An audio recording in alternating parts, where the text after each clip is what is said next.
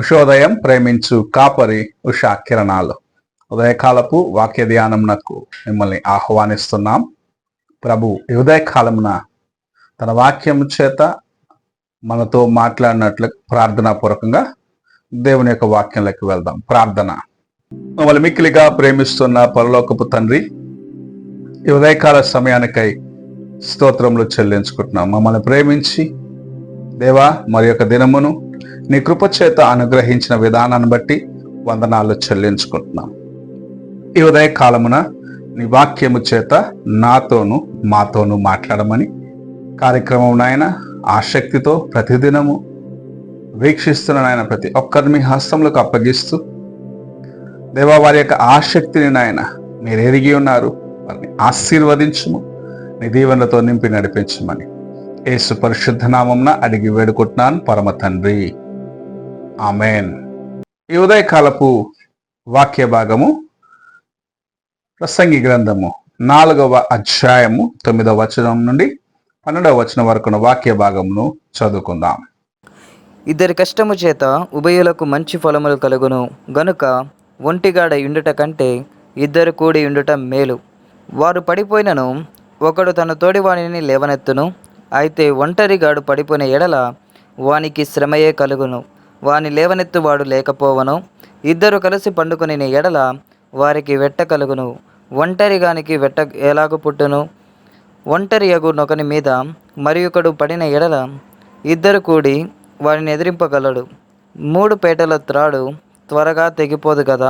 మనము చదివిన వాక్య భాగంలో ఒక వ్యక్తికి మంచి స్నేహితుడు ఉన్నట్లయితే తన జీవితము ఎలాగుంటుంది అన్న కార్యమును పరిశుద్ధ గ్రంథంలో మనం చూస్తూ ఉన్నాం.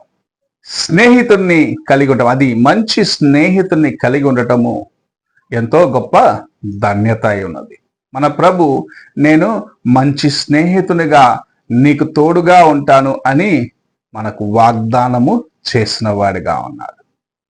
ఒక స్నేహితుడు తన స్నేహితునికి ఎవరైనా కీడు కలిగిస్తున్నారన్నప్పుడు తాను తన స్నేహితుని రక్షించే దానికోసము ఎంతవరకు ప్రయత్నించాలనో అంతవరకు ప్రయత్నించి తన స్నేహితుడిని కాపాడుకునేదానికి ప్రయత్నిస్తాం.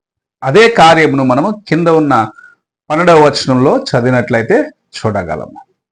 ఒంటరిగా ఒక వ్యక్తి నేను ఎన్నో గొప్ప కార్యములు చేసినాను అని చెప్పుకున్నప్పటికీ తాను జయము పొందేదానికి, తాను ఒక కార్యమును సాధించేదానికి ఇతరుల సహాయమును కోరేవాడిగా, లేకుంటే ఇతరుల యొక్క సహాయమును పొందుకోవాల్సిన వ్యక్తిగా ఉన్నాడు అన్నది ఎన్నడూ మనం మర్చిపోరాదు. అందుకే ఇద్దరు కలిసి ఒక కార్యమును పూనుకున్నట్లయితే దేవుని యొక్క కృప సంపూర్ణముగా అనుగ్రహించబడుతుంది. ఎందుకంటే ఒక వ్యక్తి యొక్క ప్రయాస కన్నా ఇద్దరు కలిసి చేసినప్పుడు అది అనేక రెట్లు ఆశీర్వాదకరముగా ఉంటుంది. ఈ ఉదయకాలమున నీవు ఇలాంటి ఐక్యత కలిగి మరి యొక్క వ్యక్తితో కలిసి దేవుని సన్నిధిలో నివసించగలుగుచున్నావా అని పరీక్షించుకునే సమయం ఇది. నేను మాత్రం ప్రార్థన చేసుకుంటాను. ఒంటరి ప్రార్థన ఎంతో అవసరము. అయితే నీ స్నేహితునితోటి నీకు ఒక ప్రార్థనా స్నేహితుడు ప్రార్థన చేసేదానికి సహకారముగా ఉన్న ఒక వ్యక్తితో నువ్వు ప్రార్థించినప్పుడు దేవుని కార్యమును నీ జీవితంలో అనేక రెట్లు చూడగలవు. ఒంటరిగా నీవు ప్రార్థన చేయవచ్చు, ఏకాంతముగా నువ్వు ప్రార్థన చేయవచ్చు. అయితే ఎక్కడ 2-3 కూడి నా నామమున ఏకీభవిస్తారో వారి మధ్య నేనుంటాను అని చెప్పిన ప్రభు యొక్క వాగ్దానమును నీవు సంపూర్ణముగా నీ జీవితంలో పొందలేవు. దేవుని యొక్క కృప సంపూర్ణముగా నీకు కావాలని నువ్వు ఆశించినట్లయితే, ఆయన నీకు సమీపముగా ఉండాలని ఆశించినట్లయితే ఏకీభవించి దేవుని సన్నిధికి రావటానికి నేర్చుకో. ఏక మనస్సుతో నీవు అనేక కార్యములను చేసినప్పుడు దేవుని యొక్క కృపను నీవు నీ జీవితములో చూడగలవు. ఒంటరిగా ఉన్న వాని జీవితం మనము చూసినట్లయితే శోధన వచ్చినప్పుడు తాను పడిపోతాడు. సంసోనును మనం చూసినట్లయితే తాను ఒంటరిగా అనేక కార్యములను చేయగలను అనుకున్నాడు. కానీ తాను ఒంటరిగా ఉన్న సమయమును, తాను ఒంటరిగా తిరుగుచున్న సమయమును చూసి అపవాది తన యొక్క జీవితములో నేత్రాశను, శరీరాశను తీసుకొచ్చినాడు. తన యొక్క చూపులో పడిపోయినాడు. ఒక స్త్రీని చూసి మోహించినాడు.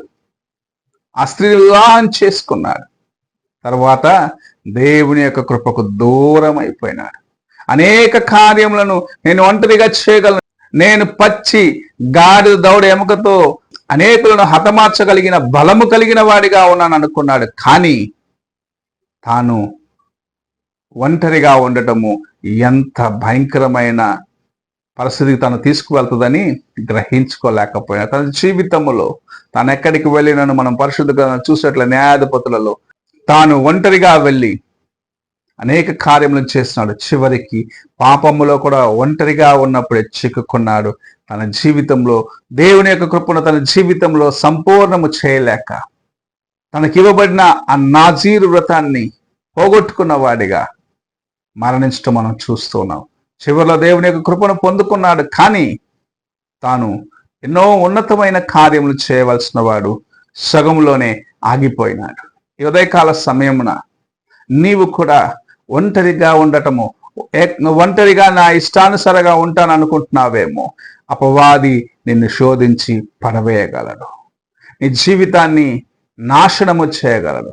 దేవుని చిత్తానికి నీవు దూరమయ్యేదానికి నీవు ఒంటరిగా ఉన్నప్పుడు అపవాది తన యొక్క బాణములను విసురుతూ ఉంటాడు.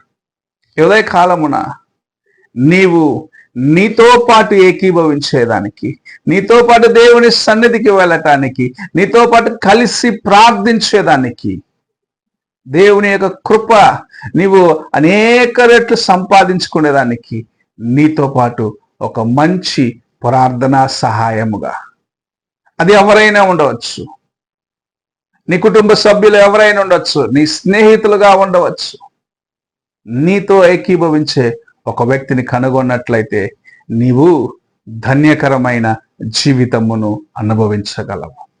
ఈ ఉదయకాలమున ఒంటరిగా నేను అనేక కార్యములను చేయగలను అనుకుని నీలో నీవు గర్విస్తున్నావేమో. అపవాది ఎప్పుడైనా నిన్ను పడద్రోయగలడని తెలుసుకొని జాగ్రత్తగా మెలకువ కలిగి ఉంటూ నీవు నీ స్నేహితునితో పాటు, నీ యొక్క కుటుంబంలో ఉన్న వారితో పాటు కలిసి దేవుని కార్యములు చేయడానికి ముందుకు వెళ్ళు. ఎక్కడ 2-3 కూడి నా నామమున ఏకీభవిస్తారో వారి మధ్యలో ఉంటానని చెప్పిన ప్రభు నీకు సహాయము చేసి శత్రువును జయించే కృపను నీకు అనుగ్రహిస్తాడు. ప్రార్థన చేసుకుందాం. మమ్మల్ని మిక్కిలిగా ప్రేమిస్తున్న పరలోకపు తండ్రి, ఈ ప్రాతకాలంన మీరు మాకు అనుగ్రహించిన నీ వాక్యంను బట్టి వందనాలు చెల్లించుకుంటున్నాం. దేవా, నేను ఒంటరిగా ఇది చేయగలను గర్వించిన దినమున శోధనకు నాయన గురి అవుతామని గ్రహించుకొని నీతో కలిసి నీ కార్యములు చేసేదానికి దేవా ముందుకు వెళ్ళడానికి ఒక మంచి ప్రార్థనా సహాయాన్ని, ఒక మంచి స్నేహితుని కలిగి ఉండేదానికి, ఐక్యతతో ముందుకు వెళ్ళే ఆ మనస్సు కలిగిన ఒక అనుభవంను దయచేయమని వేడుకుంటున్నా. విన్న వాక్యమును మాకు ఆశీర్వదించమని యేసు పరిశుద్ధ నామమున అడిగి వేడుకుంటున్నాను పరమ తండ్రి, ఆమేన్. తండ్రి అయిన దేవుని ప్రేమ, కుమారుడైన క్రీస్తు కృప, ఆదరణకర్త అయిన పరిశుద్ధాత్మ యొక్క సహవాసము ఎప్పుడును ఎల్లప్పుడూ తోడై ఉండి సదాకాలము నడిపించును గాక. ఆమేన్.